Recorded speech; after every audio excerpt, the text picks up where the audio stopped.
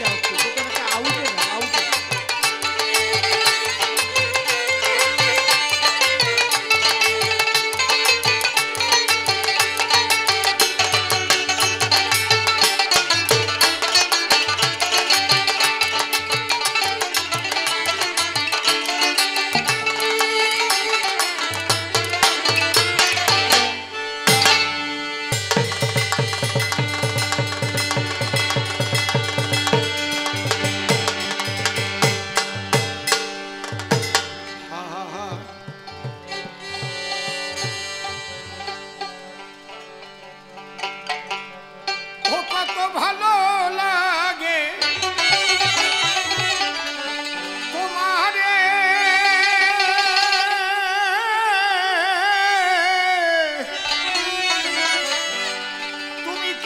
বন্ধু বাসরি আরে কত ভালো লাগে তোমারে কিশোর বন্ধু বাসরি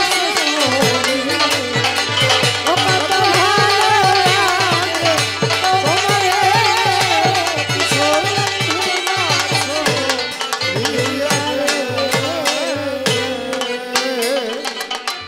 তোমার বাসি শুনে মনে আসি আমি সকল বাস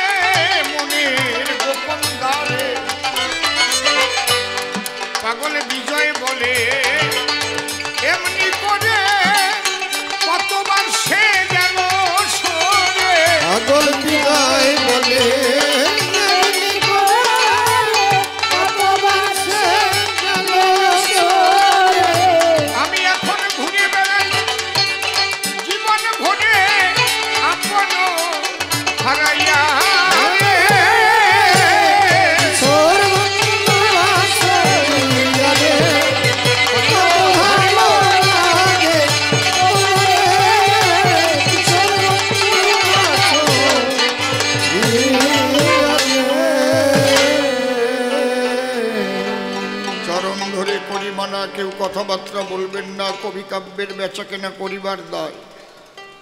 সে সনাতন ধরে নাম দাঁড়িয়ে সভ্য সমাধান আমাকে দিয়েছিল শ্রীমান মহাপ্রভুর ভূমিকায়। যেভাবে প্রশ্নপত্র সভামাঝে করেছিল অত্র, আমি প্রত্যেকটা দিয়েছিলাম সমাধান। এক কবি করে জবাব, আর এক কবি ধরে অভাব। এটা কবিওয়ালার 14 গোষ্ঠীর জাতের স্বভাব, আপনারাও জানেন ভক্ত প্রাণ। তবে মনে করি ভাবো না, কোনো ভয় পাবো না, পুনঃ পুনঃ দেব সমাধান। ভক্ত ভক্তা নারী নরে শ্রবণ করুন ধৈর্য ধরে দান্দিক পদ্ধতির কবিগান। ও যা যা বলে গেছে প্রায়টাই আমার লেখা আছে। আমি সূক্ষ্মাকারে জবাব দিতে চাই। ডেকে বলল সবার ঠাই, বলে গেছে মীরাবাই, প্রেম ছাড়া কৃষ্ণ প্রাপ্তি নাই। তাহলে সেই নাম প্রেমকে আবার শ্রী গৌরাঙ্গ কেন বলল বহিরাঙ্গ? তাহলে অন্তরঙ্গ কোনটুক আমি তাই শুনিতে চাই। বাবা শোনো তাহলে। প্রেমের দ্বারায় হয় কৃষ্ণ দর্শন। খুব ভালো করে শোনেন আপনারা, ভালো প্রশ্ন করেছে উত্থাপন। নাম করিতে করিতে যখন নাম যায় অজপাতে, অচপার ঘরে গিয়ে তখন ভক্ত ভাব সমাধিতে রত হয়, এবং এমন একটা পর্যায় সেটা মুখে বলা যায় না মহাশয়। এই জন্যে অশ্বিনী গোসাই যিনি তার গানের মধ্যে লিখলেন, তিনি অজ্ঞান যাবে সজ্ঞান যাবে বাহ্যজ্ঞান তোর পড়ে রবে, এই দশা তোর যখন হবে তখন উঠবে চিদানন্দের নিশান। তাহলে যখন বিশুদ্ধ প্রেমের হয় উদয়, প্রেমের দ্বারায় ভগবত প্রাপ্তি হয়। তাহলে আপনি যাকে চেয়েছেন আপনি তাকে প্রেমের দ্বারায় পেয়েছেন, এই পর্যন্ত প্রেম। তাহলে প্রেমের দ্বারায় প্রাপ্তি, ইহা মিথ্যা কথা নয়। প্রাপ্তির পরে সেবা কার্য, তারপরে এই আলোচনাটা রয়। সেটা তো তুমি বললে না, এইটা তো তুমি বললে না। তাহলে প্রেমের দ্বারাই প্রাপ্তি হবে, তারপরে তার সেবা দেবে। সেবার মধ্যে 4টি স্তর আছে বিরাজমান। ভালো করে শুনে লবা। প্রথম হচ্ছে দাস্য সেবা, যে সেবা করেছিল পবনপুত্র বীর হনুমান। গতকাল সে আলোচনা হয়ে গেছে। বুক চিরে রামচন্দ্র সীতাকে দেখিয়েছে, আপনারা শুনছেন ভক্তপ্রাণ।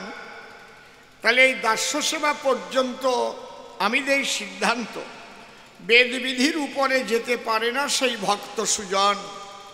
কারণ রামায়ণ আমরা পড়ে পাই, তাতে হনুমানের এমন কোনো ভূমিকা নাই আয় রামচন্দ্র তুই আর আমি দুইজনে খাই, এই রকম শব্দ হনুমান করতে পারে নাই উচ্চারণ।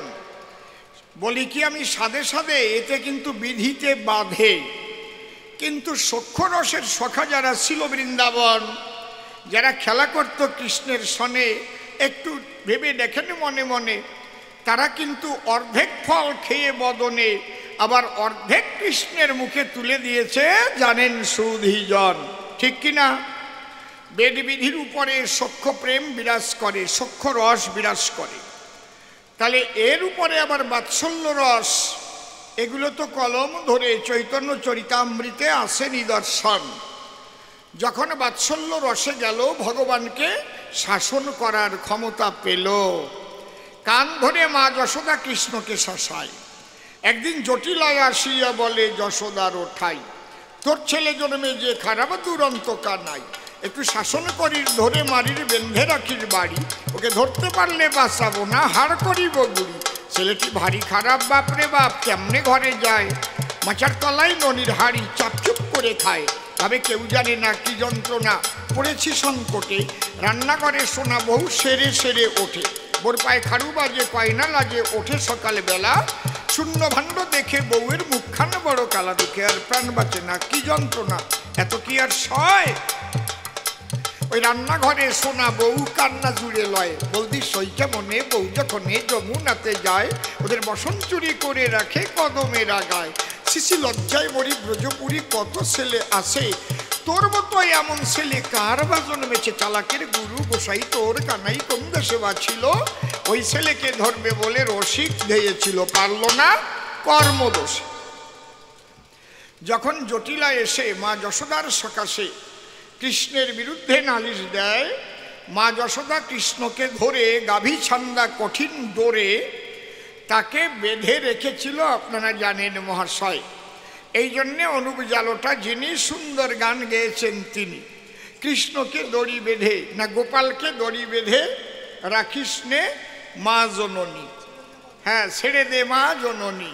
আপনারা জানেন জ্ঞানী গুণী, তাহলে এই যে দড়ি দিয়ে বাঁধতে পারে যদি যায় বাৎসল্যের ঘরে, কৃষ্ণকে শাসন করে, তার উপরে আরও একটা স্তর আছে মহাশয়।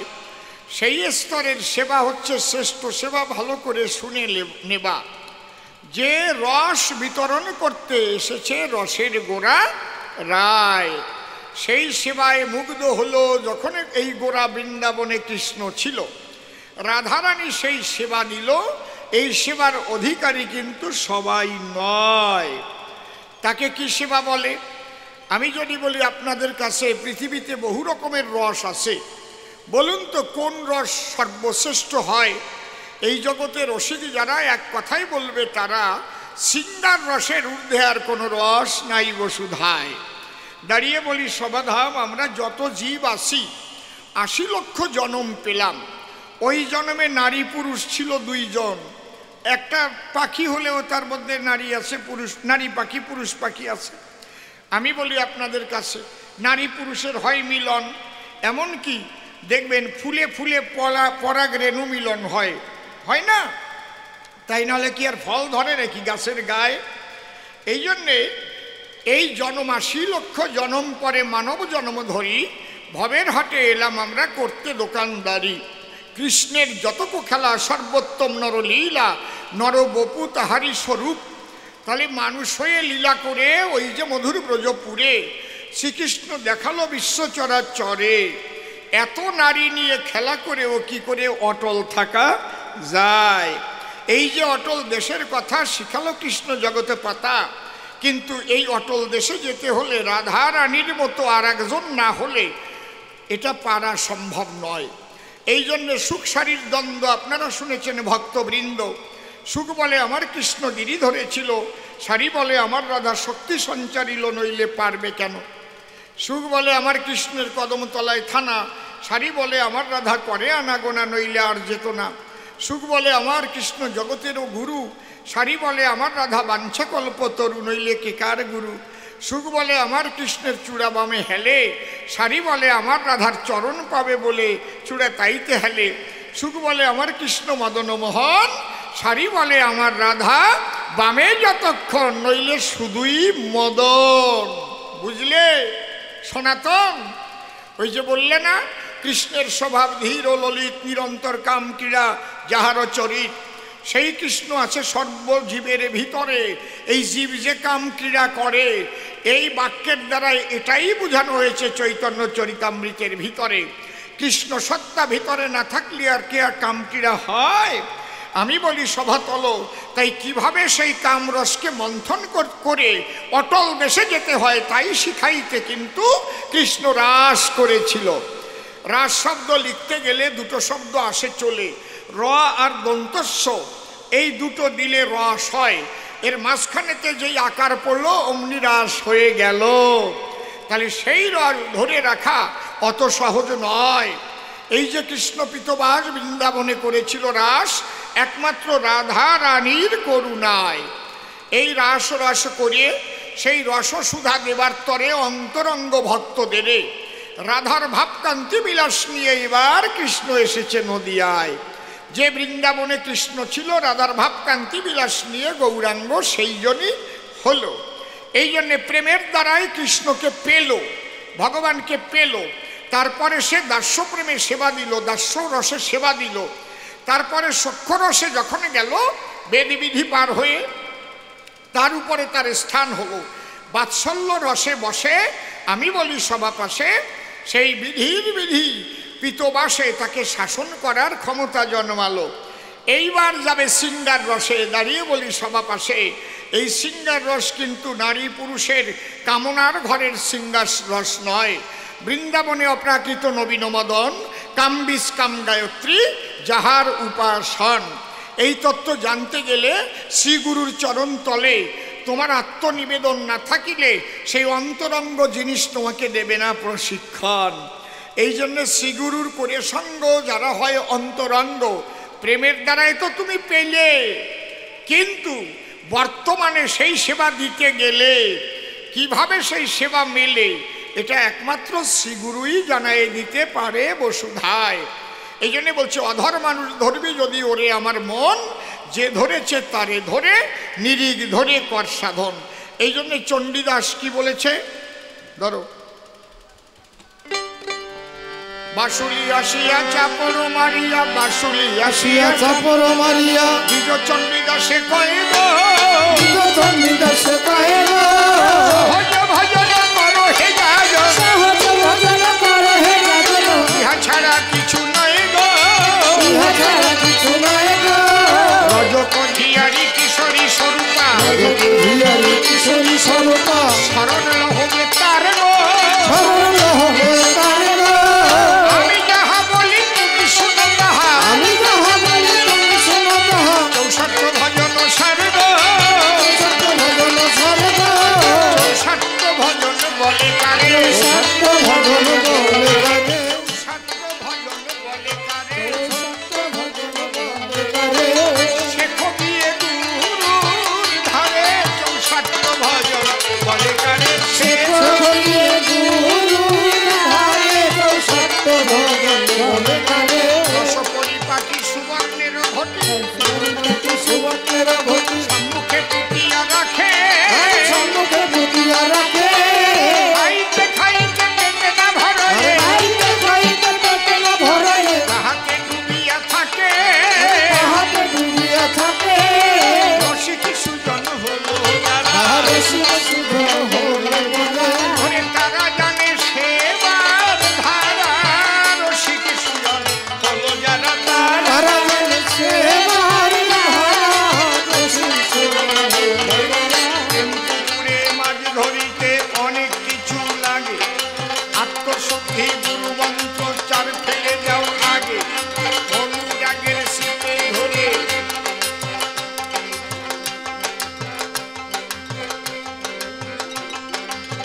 অনুরাগের শীতে ধরে, আরে মহাভাবের সুতে লালসাত্মক যেতে তোমার হবে যে ফেলিতে, এইভাবে জমে যাবে সেই দেশেতে ভাই, আরে সেখানে গিয়ে একটা তত্ত্ব আমরা পাই, আর সেই তত্ত্বের কথাই আমি করতেছি বর্ণন, আপনারা ধৈর্য ধরে সবাই মিলে করিবেন শ্রবণ। ওই রানী আর ওই চণ্ডীদাসে সেই তত্ত্ব গায়, আরে তাদের মধ্যে সেই রস আস্বাদন হয়।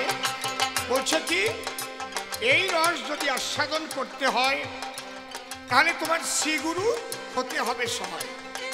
তাহলে প্রেম পুকুরে মাছ ধরিতে অনেক কিছু লাগে, আত্মশুদ্ধি গুরুমন্ত্র চার ফেলে দাও আগে, অনুরাগের শিপে বেঁধে আসক্তির সুতে, মহাভাবের বর্ষি ফেলো লালসাত্মক গেতে, আর একনিষ্ঠ পাতনার কানে থাকো নিরিগ দিয়া, নিষ্কাম প্রেমের মৎস্য যাবে থর দিবে আসিয়া, অনুরাগের শিপে ধরে কষে দিল টান, তবে তোমার মৎস্য ধরার হবে অবসান।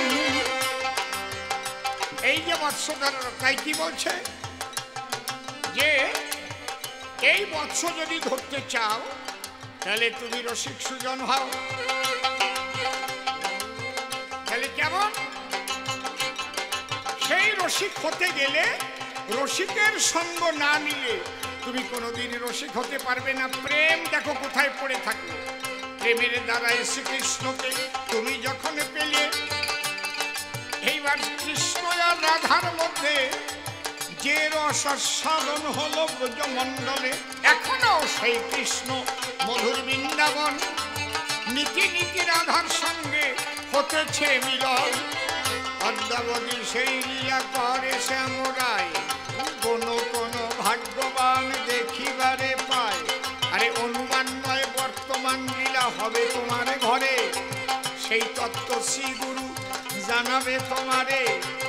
এখানে গিয়ে সেই রস সাধনা যে রয়, এটা সকলের দ্বারা কি আর এই জগতে হয়। এই জন্য প্রেম নাম বহিরঙ্গ করে গিয়েছে চৈতন্য চরিতামৃত সেবার ঘরে, যার জন্য রায় রামানন্দের কাছে মহাপ্রভু গেল। রায় রামানন্দের 16 জন যুবতী ছিল, আরে অনায়াসে তাদের পাশে রামানন্দ রায় নির্বিকারে থাকে, তার কিছুই নাহি হয়। আর আমরা যদি একটা যুবতীর অঙ্গ করি দর্শন, তাহলে কত কিছু হয়, হয়ে যায় পতন। আর রসিক শেখর বলিয়া আমি রামানন্দ রায়, কতগুলো যুবতী নিয়ে আনন্দে রয়। সেই কথাই তোমার কাছে করি যে বর্ণন, ওইটাই চরিতামৃতে রয়েছে লিখন। আর যে বললে তুমি এবার আমার ধারে, এক এক করে ব্যাখ্যা করে শোনাবো তোমারে। তুমি বললে বলো তুমি সন্ন্যাস কেন নিলে, এইবার আমি বলে যাব তাই সভ্য সভা তলে। বলে তাহলে তুমি সন্ন্যাস নিলে কেন? বলছে বিশেষ কি কারণ। এইবার আমি ভেঙে বলছি আমি সন্ন্যাস কেন নিলাম। কাফিটা বাজা, কাফিটা বাজা, কাফি। বাহ,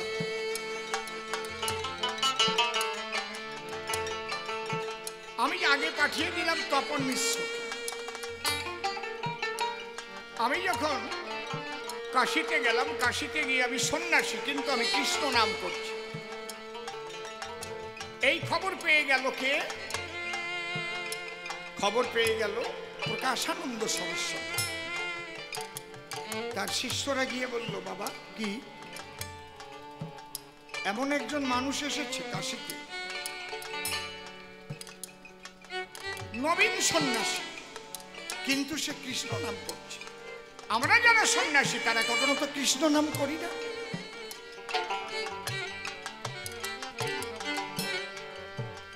তাহলে আমাদের সন্ন্যাস ধর্ম বিসর্জন দিতে এসছে। বলে দাঁড়াও, তোমরা কিছু বলো না, আমি একটু দেখে নিই। একদিন প্রকাশানন্দ সরস্বতী ভোরবেলায়, আমি যখন কৃষ্ণ নাম করতে করতে যাচ্ছি, চুপি চুপি এসে আমাকে দেখতে পায়। আমি কিন্তু কৃষ্ণ নাম করছি, হরে কৃষ্ণ হরে কৃষ্ণ কৃষ্ণ কৃষ্ণ হরে হরে, হরে রাম হরে রাম রাম রাম হরে হরে, হরে কৃষ্ণ হরে কৃষ্ণ কৃষ্ণ কৃষ্ণ হরে রাম হরে রাম রাম রাম হরে হরে, হরে কৃষ্ণ হরে কৃষ্ণ কৃষ্ণ কৃষ্ণ হরে হরে, হরে রাম হরে রাম রাম রাম হরে হরে, হরে কৃষ্ণ হরে কৃষ্ণ কৃষ্ণ কৃষ্ণ হরে হরে, হরে রাম হরে রাম রাম রাম হরে হরে। আমাকে দেখার পরে তার মধ্যে কি হয়েছিল সেই বলতে পারে। শিষ্যদের ডেকে বলল, তোমরা ঘাটে পথে একে অপমান করো না, একটা বড় প্যান্ডেল করো, কয়েক হাজার সন্ন্যাসী এসে ওখানে বসবে, একটা মঞ্চ থাকবে, দুখানা সিংহাসন থাকবে, আমি একটাই বলবো আর ওই নবীন সন্ন্যাসী একটাই বলবো। তখন আমি প্রশ্ন করব, তুমি সন্ন্যাসী হয়ে কৃষ্ণ নাম করো কেন? যদি সে আমার প্রশ্নের জবাব নাহি দেয়, কাশী থেকে তাড়িয়ে দেব তার নদিয়ায়। শিষ্যেরা একমত হয়ে গো একটা বড় প্যান্ডেল কইল, মঞ্চ পরে দুখানা সিংহাসন রাখিল, আর আমাকে নিমন্ত্রণ দিল। আমাকে আমি আর বলবো না, মহাপ্রভুকে নিমন্ত্রণ। এবার হাজার হাজার সন্ন্যাসীরা এসেছে। পাদ প্রক্ষালন মানে পাও ধোয়ার জন্য জল রাখা আছে। সবাই পা ধুয়ে ধুয়ে যার যার আসনে বসছে। আর মঞ্চের পরে প্রকাশানন্দ সরস্বতী বসেছে, পথের দিকে তাকিয়ে আছে। তখন ওই নবীন সন্ন্যাসী আলো, যেখানে পা ধুয়েছে ওখানে জল পড়ে পড়ে কাদা হয়ে গেছে। এমন সময় মহাপ্রভু আসছে, দুই বাহু তুলে কৃষ্ণ নাম করতে। সবাই ভাবছে এত বড় স্পর্ধা, কি যে কৃষ্ণ নাম করার পরে বিচার করতে ডেকে আনছি তারে, আবার বিচারের আসরে আসার সময় সে কৃষ্ণ নাম করতে করতে।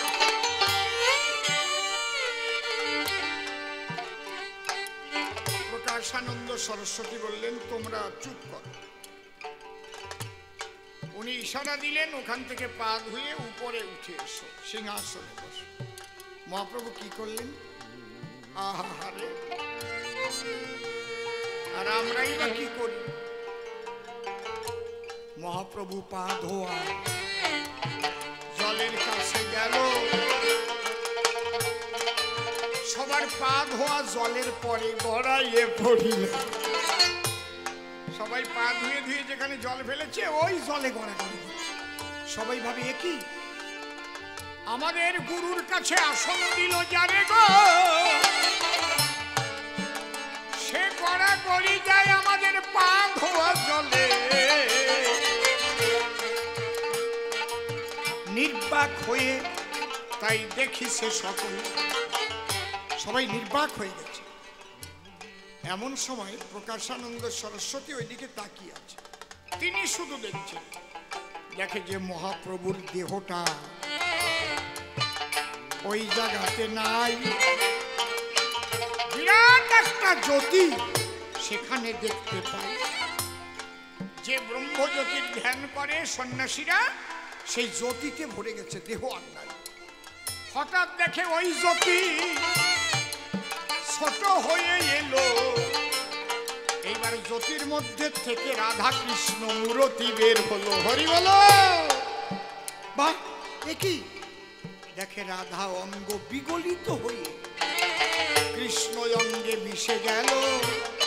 এইবার দুই অঙ্গ এক অঙ্গ হয়ে গৌরাঙ্গ হইল। আবার আমার মহাপ্রভু গৌর হয়ে গো করিছে কৃষ্ণ নাম কীর্তন। একবার প্রেমানন্দে হরি হরি হরি বল হরি। ওই দৃশ্য দেখে প্রকাশানন্দ সরস্বতী থেকে সবাইকে বলছে, ওরে কার বিচার করতে এনেছি? যে সেই পরম ব্রহ্ম, সেই পরম ব্রহ্মই লীলার সাধনের তরে রাধা কৃষ্ণ মূর্তি ধরে। আর সেই রাধা কৃষ্ণ যুগল মিলন হয়ে গৌর হয়ে এসেছে নদিয়াপুরে। এই বলতে বলতে ওখান থেকে গড়াতে গড়াতে মহাপ্রভুর পায়ে গিয়ে পড়েছে। ক্ষমা করো প্রভু, বলে ক্ষমা করো প্রভু, তোমাকে চিনতে পারিনি। তখন মহাপ্রভু ধরে তার দিল আলিঙ্গন, ডেকে বলে তাকে আমার সচিরানন্দ, শোনো, আজ থেকে তোমার নাম আমি পরিবর্তন করে দিয়ে প্রবোধানন্দ নাম রাখলাম, আর এখানে থাকবে না। তুমি এখান থেকে চলে যাবে কোথায়? আড়িত গ্রাম, বর্তমান যেটা শ্যামকুণ্ড রাধাকুণ্ড বলে। কারণ মহাপ্রভু না এলে তো এগুলো কেউ চিনত না।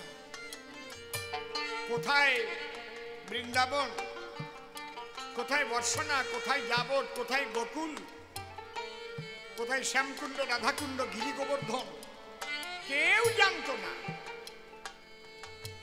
এই লীলা 5000 বছর গুপ্ত অবস্থায় ছিল। যাও আরিদ গ্রামে গিয়ে তুমি কৃষ্ণ নাম করো, তুমি রাধা কৃষ্ণের নিত্য লীলা দর্শন করতে পারবে, যা দেখবে সেগুলো লিখে রাখবে। ওই যে মাথা যেটা মায়াবাদী সন্ন্যাসীদের মাথা যেটা ছিল, কৃষ্ণ নাম গ্রহণ করে আরিদ গ্রামে গেল। আরিদ গ্রাম দেখবেন চৈতন্য চরিতামৃতে লেখা আছে আরিদ গ্রাম। ওখানে বসে করে গো হরে কৃষ্ণ নামের ধ্যান, ধ্যান যোগে আরোপে রাধা কৃষ্ণ লীলা দেখতে পান। যাহা দেখেছে তাহাই লিখেছে, ভুল নয় এক বিন্দু। ওর মধ্যেই রয়েছে রাধা কৃষ্ণ প্রেম রস সিন্ধু। রাধা রস সুধা নিধি গো, ওই প্রবোধানন্দের লেখা হয়। পরবর্তীতে রাধা কুণ্ড শ্যামকুণ্ড হয়েছে নির্ণয়।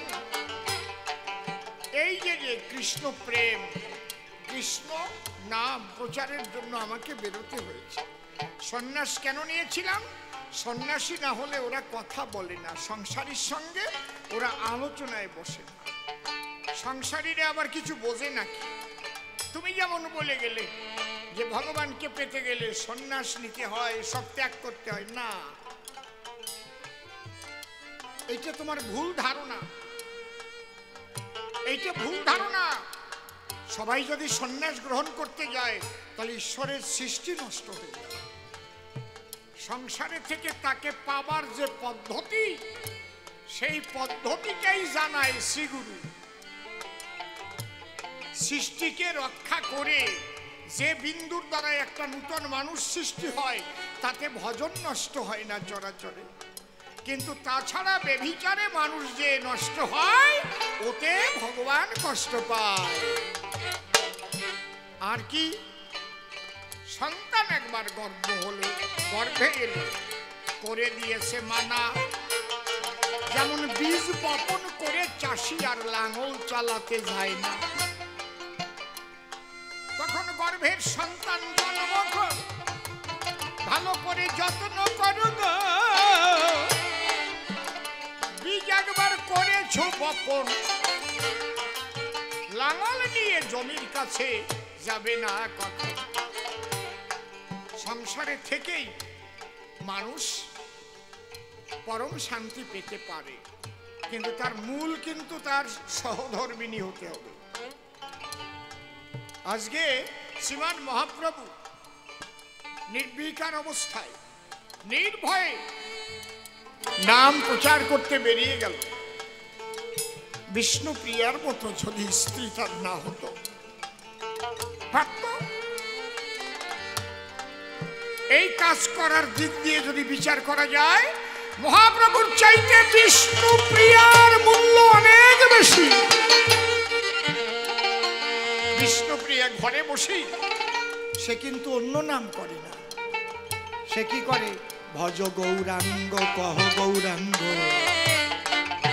লহ গৌরাঙ্গের নাম। যে জন গৌরাঙ্গ ভজে সে হয় আমার প্রাণ।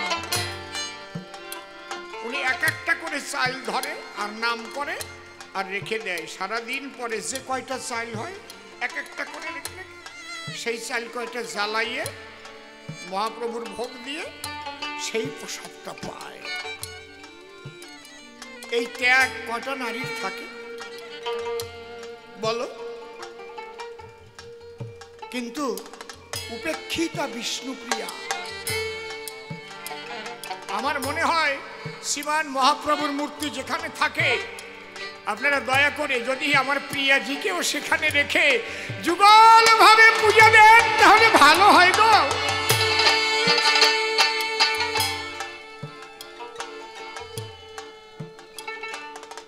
মহাপ্রভু একবার প্রিয়াজির কাছে গিয়েছিলেন।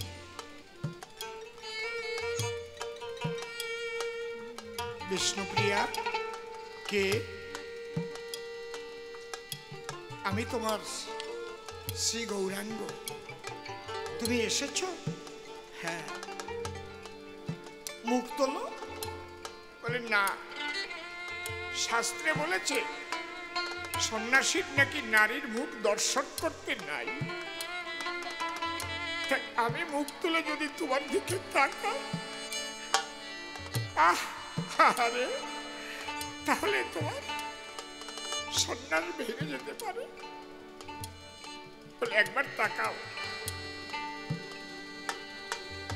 বলে তুমি কোন বেশে এসেছো? আমি তোমাকে অন্য বেশে দেখতে চাই না, আমি দেখতে চাই তোমার সেই সন্ন্যাসী রূপ, যে রূপে তুমি বিশ্ব করবে জয়।